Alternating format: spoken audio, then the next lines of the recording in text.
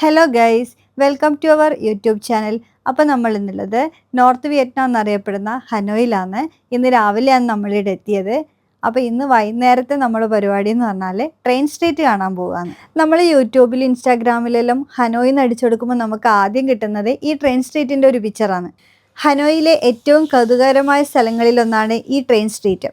Hanoi നഗരത്തിൻ്റെ തിരക്കേറിയ ഭാഗത്തിനിടയിലൂടെ കടന്നു പോകുന്ന ഒരു ചെറിയ റെയിൽപാളാണിത്. റെയിൽവേ ട്രാക്കിൻ്റെ രണ്ട് വശങ്ങളിലായിട്ടും നിറയെ കടകളും വീടുകളും എല്ലാം ഉണ്ട്. അതുകൊണ്ട് നമുക്ക് ഇവിടെ എത്തുമ്പോൾ ഇതൊരു റെയിൽവേ സ്റ്റേഷനായിട്ട് ഫീൽ ചെയ്യുന്നില്ല. കുറേ വീടുകളും കടകൾക്കിടയിലൂടെ ഒരു ട്രെയിൻ പോകുന്നതായിട്ടാണ് നമുക്ക് ഫീൽ ചെയ്യുന്നത്. ഈ റെയിൽപാളത്തിൻ്റെ രണ്ട് സൈഡിലായിട്ട് നമുക്ക് ഇരിക്കാനും സമയം ചെലവഴിക്കാനും ഒക്കെ പറ്റും. ട്രെയിൻ വരുന്ന സമയത്ത് ഇത് ഫുൾ ആകെ മാറും. ട്രെയിൻ വരുന്നതിന് കുറച്ച് മുന്നേ ആയിട്ട് അവർ മണിയടിക്കും. ആ മണിയടിക്കുന്ന സമയത്ത് ഈ കഫേൻ്റെ ഉടമകളെല്ലാം ചേർന്നിട്ട് അവിടെയുള്ള കസേരയും കാര്യങ്ങളൊക്കെ എടുത്ത് മാറ്റി നമ്മൾ സുരക്ഷിതരാക്കുന്നു. ഫോട്ടോ എടുക്കാനും വീഡിയോ എടുക്കാനെല്ലാം വളരെ പോപ്പുലറായിട്ടുള്ള ഹനോയിലെ ഒരു പ്രധാന സ്ഥലമാണ് ഈ ട്രെയിൻ സ്ട്രീറ്റ് എന്ന് പറയുന്നത്. ഈ കടയുടമകൾ പറയുന്ന കാര്യങ്ങൾ നമ്മൾ പാലിക്കണം. അതായത് ട്രെയിൻ വരുന്ന സമയത്ത് നമ്മളോട് കുറച്ചങ്ങോട്ട് മാറി നിൽക്കാനും കാര്യങ്ങളൊക്കെ പറയും. അതെല്ലാം നമ്മൾ കറക്റ്റായിട്ട് പാലിച്ചാൽ സേഫ്റ്റി നമുക്ക് ഉറപ്പിക്കാം. ഇതാ കണ്ടോ, ഇപ്പോൾ ട്രെയിൻ വരുന്ന സമയമാണ്. അതുകൊണ്ട് എല്ലാവരും കസേരയും കാര്യങ്ങളും എല്ലാം എടുത്ത് മാറ്റിയാണ് ചെയ്യുന്നത്. ഈ ട്രെയിൻ സ്ട്രീറ്റിലേക്ക് എൻട്രി ടിക്കറ്റോ കാര്യങ്ങളോ ഒന്നുമില്ല. പക്ഷെ നമുക്ക് അവിടെ ഇരുന്ന് ട്രെയിൻ വരുന്നത് കാണണമെങ്കിൽ നമ്മൾ ആ കഫേയിൽ പോയിട്ട് എന്തെങ്കിലും വാങ്ങുകയോ അങ്ങനെ ചെയ്താൽ മാത്രമേ നമുക്ക് അവിടെ ഇരിക്കാൻ പറ്റുള്ളൂ. ഇല്ലെങ്കിൽ നമുക്ക് ആ കടേൻ്റെ ഉള്ളിലിരുന്നിട്ട് ജസ്റ്റ് ട്രെയിൻ വരുന്നത് കാണാം. അതിനെന്തോ എൻട്രി ഫീ 50,000 വേണ്ടിയ അങ്ങനെ എന്തോ ഉണ്ട്. ഈ ട്രെയിൻ വരുന്നത് നല്ല വ്യക്തമായിട്ട് കാണാനും നല്ല കഫേകളിൽ ഇരിക്കാനും അതേപോലെ നല്ല സീറ്റിംഗ് അറേഞ്ച്മെൻറ്റ് കിട്ടാനും വേണ്ടിയിട്ട് എല്ലാവരും നേരത്തെ തന്നെ വന്നിട്ട് കഫേയിൽ ബുക്ക് ചെയ്യുകയും കാര്യങ്ങളൊക്കെ ചെയ്യുന്നുണ്ട്. നമ്മളിവിടെ എത്തുമ്പോഴത്തേക്കും ഏകദേശം 7 മണി കഴിഞ്ഞിട്ടുണ്ടായിരുന്നു. അപ്പോഴത്തേക്ക് ഏകദേശം ട്രെയിൻ വരേണ്ട സമയമായി. അതുകൊണ്ട് കുറച്ച് നല്ല തിരക്കും ഉണ്ടായിരുന്നു. അങ്ങനെ ലാസ്റ്റ് ഞങ്ങൾക്കും ഒരു സ്ഥലം കിട്ടി. ഞങ്ങളൊരു കോഫി ഷോപ്പ് കണ്ടുപിടിച്ച് ആടിയിരുന്നു. ഇതാ ട്രെയിൻ വരുന്നതാണ് കാണുന്നത്. എല്ലാവരും ഫോണും എടുത്ത് ഫോട്ടോക്കും വീഡിയോക്കും വേണ്ടി പോസ്റ്റ് ചെയ്തിട്ടുള്ളതാണ് കാണുന്നത്.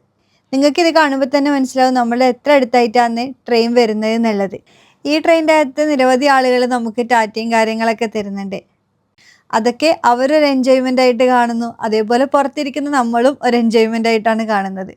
നമ്മൾ 7 മണി കഴിഞ്ഞ് അവിടെ എത്തുമ്പോഴത്തേക്കും ഒരു ട്രെയിൻ പോയിട്ടുണ്ടായിരുന്നു. പിന്നെ ഉണ്ടായിരുന്നത് ഒരു 7:45 ഇത് പകൽ സമയത്തും ഉണ്ട്, അതേപോലെ രാത്രി സമയത്തും ട്രെയിൻ ഉണ്ട്. അപ്പോൾ ഇവിടെ വരുന്നവരെല്ലാം ട്രെയിനിൻ്റെ സമയം നോക്കിയിട്ട് വരണം.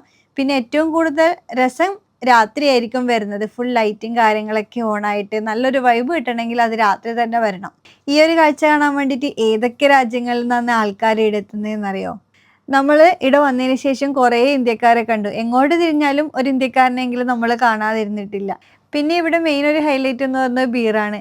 ബീർ ബോട്ടിലിൻ്റെ അടപ്പെടുത്തിട്ട് ഈ റെയിൽ പാളത്തിൽ വെച്ചിട്ട് അത് സുവനീർ ആക്കിയിട്ട് കൊണ്ടുപോകുന്നുണ്ട്. അതും ഞാൻ കുറേ വീഡിയോകളിലും ഇവിടെ നേരിട്ട് എനിക്ക് കാണാൻ പറ്റിയിട്ടുണ്ട്. അങ്ങനെ നമ്മൾ ട്രെയിനെല്ലാം പോയി കഴിഞ്ഞിട്ടുണ്ട്. ഇനിയെല്ലാം ബാക്ക് ടു പൊസിഷനിലേക്ക് വരികയാണ്. അതായത് ആദ്യം ഉണ്ടായിരുന്ന പോലെ രണ്ട് സൈഡിലായിട്ട് റെയിൽപാളത്തിൻ്റെ രണ്ട് സൈഡിലായിട്ട് ആളുകൾ ഇരിക്കുകയും കോഫി കുടിക്കുകയും കാര്യങ്ങളൊക്കെ ഇനി കുറച്ച് സമയത്തേക്ക് തുടരും. ഇനി അടുത്ത ട്രെയിൻ വരുന്ന സമയത്താണ് ഇത് ആദ്യമേ ഈ പ്രൊസീജിയർ റിപ്പീറ്റ് ചെയ്യുക. അങ്ങനെ ട്രെയിൻ പോയതിന് ശേഷം ഞങ്ങളും കുറച്ച് ഫോട്ടോസും വീഡിയോസും ഒക്കെ എടുത്ത് അതിൽ നടന്നു. അതിനുശേഷം അടുത്ത സ്ഥലത്തേക്ക് പോകണം. ഇനി അടുത്ത ഡെസ്റ്റിനേഷൻ എന്ന് പറയുന്നത് ഹനോയി ഓൾഡ് ക്വാർട്ടറാണ്. അവിടെ നൈറ്റ് മാർക്കറ്റും കാര്യങ്ങളൊക്കെ ഉണ്ട്. അതൊക്കെ ഒന്ന് എക്സ്പീരിയൻസ് ചെയ്യണമെന്നുണ്ട്. അപ്പോൾ അതൊക്കെ നമുക്ക് അടുത്തൊരു വീഡിയോയിൽ കാണാം. Thank you for watching our YouTube channel.